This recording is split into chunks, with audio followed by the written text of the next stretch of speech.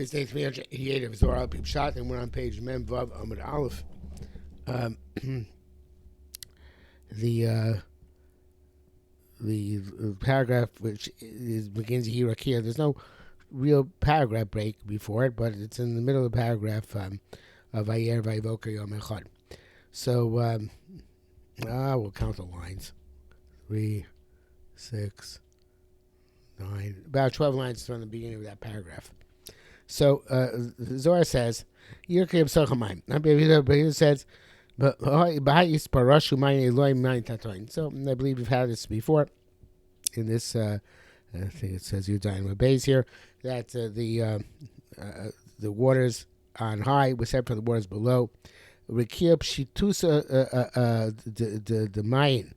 The Raki'a was the expansion of the waters, but I don't think here it means expansion. I think it means here that it extended them somehow into two separate entities, above and below. And that which it says has been Mayim Ilain the Tatoin, which of course is what it says in the puzzle. So the Mayim Tatoin, obviously in the Psukim has its simple meaning, and the Zohar probably means between the Lomas Elyonim and Lomas Tachtonim. And it goes on in this respect. He did something with great loftiness. What is this great loftiness? Raki'a lo. See, it doesn't say but that Raki'a came to being. Right? It says Raki'a. It doesn't say Vayi Raki'a. It says Vayas Raki'a. So why the difference in language? So Vayas Daskele Baravu Sagya. He made this with great loftiness, with great strength. Probably is a more accurate translation. And the idea is that the separation between the Lomas and Lomas Tachtonim is a very powerful separation. And if you think about it, it's an artificial separation, because why should Lomas and Lomas Tachtonim not be connected together? Especially according to Kabbalah, that there's a constant feedback loop going from our mitzvahs and ma'asim tovim to Shemaim, and from the Shefa from Shemaim to Oretz. Why the barrier?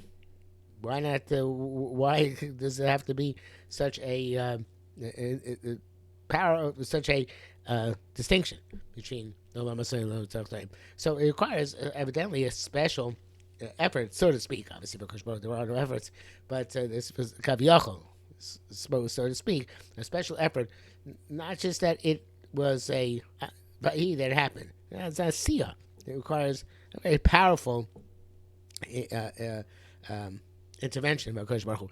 And I think adding on to that, we can say that Vayas also alludes to the fact that now we're creating an Olam Asiyah, right? The world below is the Olam Asiyah, and it's separate from the Olam Asiyah, such as the Atzilus Bria Tzia Asiyah. Atzilus Bria Tzia. The Asiyah is separate from the world above. I think that's alluded to also over here. And Amrei B'Yitzchak B'Sheni is bar Gehinnom Chayave Alma, and B'Sheni is bar Machlokas. On the second day, Gehinnom is created, and the second day Machlokas is created. And he brings down here the Zohar, a cross reference to a Zohar later on, where it says, "B'Yoma he is bar Gehinnom the Nafik Bahu Me'ahu Eisha Tekifa Me'ahu Machlokas." This Machlokas, the Chalukah between create the possibility of Gehinnom, because Gehinnom is the punishment for those who live like ourselves in a world of Hester, in a world where there's a hard and fast separation between the Lomas Elyonim and Lomas Tachtonim, and therefore, we sin by distracting ourselves and getting involved in the matters of this world without sumorom enechem. Now, without lifting up our eyes and seeing what's, the Yiras Shamayim, which we're supposed to get from the connection on high. So therefore, the power, the option of Gehinnom was created by necessity, by this separation, and also Machlokas, because if everybody is L'Shem Shamayim, then obviously L'Shem Shamayim really, right? The famous word that we saw it says, "Kol Machlokas L'Shem Shamayim Slofel Ischayim." Anytime two people think they're arguing L'Shem Shamayim, they're going to argue forever. If they don't think they're arguing L'Shem Shamayim, they'll make peace at some point. But anybody who thinks they're arguing L'Shem Shamayim, they'll never make peace. So, but really, without the joke with the strong element of truth to it, if anybody's L'Shem Shamayim, there wouldn't be any machlokes. Maybe there'd be a machlokes of Hillel and Shammai, right? But there wouldn't be a machlokes as we have it. But because there's a strong separation between Shamayim and Aretz, so people get enmeshed in that Artzius, and they get enmeshed in Machlekes. So Machlekes and Gehinnom come down together, and they both have to do with this Vayasa Lukimas Raki'a, Olam Asiyah, which is now separated and distinct from the Olam Asoyoyim. And B'Shein Lo Yishlim Be'ibito. And on the second day, the work was not complete. Work was not complete at all, because there is this capacity of machlekes and divisiveness and Gehinnom. So therefore, as we know, Chazal tells elsewhere as well, the Begin Kach Lo Ksi Kitov. He doesn't say Kitov on the second day. Adas Yom Sli until the third day comes, and then the work of the second day is completed. Begin Kach, therefore, as a result, Kitov Trei Zimnei. It says Kitov twice on Tuesday. One on the completion of the work of Monday, or the second day. And one for itself. But Yom Tzisoi, he's talking Yom Sheni. On the third day, the second day was fixed. He's Sparish Be Machlokes. And he Sparish, I guess, means smooth over the Machlokes. And the question is, what exactly the Zohar doesn't tell us. What happened on the third day, which actually changed the parameters and allowed us to overcome the difficulty the second day. No, obviously not completely, because we still have Gehinnom, we still have Machlokes. But the tools, in order to eventually overcome Gehinnom and eventually Machlokes, were created. So in order to understand that, we have to look at the Psukim themselves and see where the first time it says Kitov is on the third day, because that obviously is the Hashlama of the second day. So the pasuk it says, on the third day,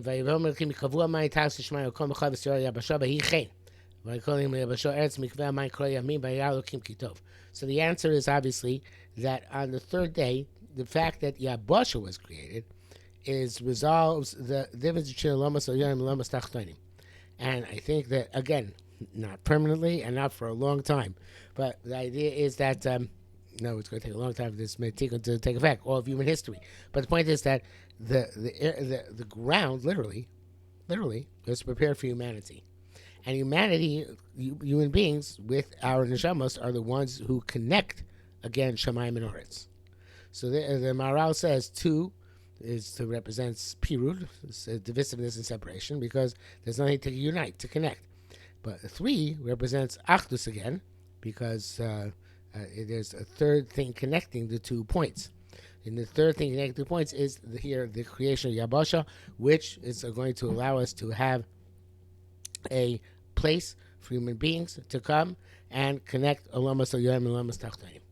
I think that's the Pshat, and that is the idea that the Shama of human being used properly is supposed to bring about that connection of Oyoim Tachtonim, and that's when the Abasha is created, where human beings can flourish. So then that connects heaven and earth again, and that is an ideal world, which we don't have, the connection between what's above the Raki'a and below the Raki'a.